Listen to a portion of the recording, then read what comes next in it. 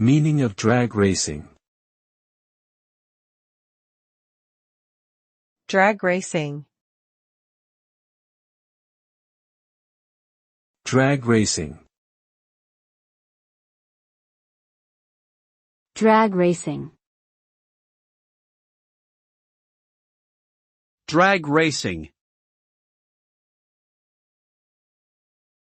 Drag racing is a type of high-speed motor racing that involves two cars racing side by side over a straight, quarter-mile distance track.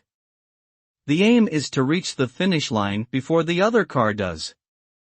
The winner is determined by who crosses the finish line first, with speed being the ultimate goal.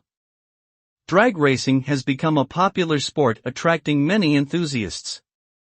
The rush of acceleration and the excitement of high speed create an adrenaline-fueled experience for both drivers and spectators.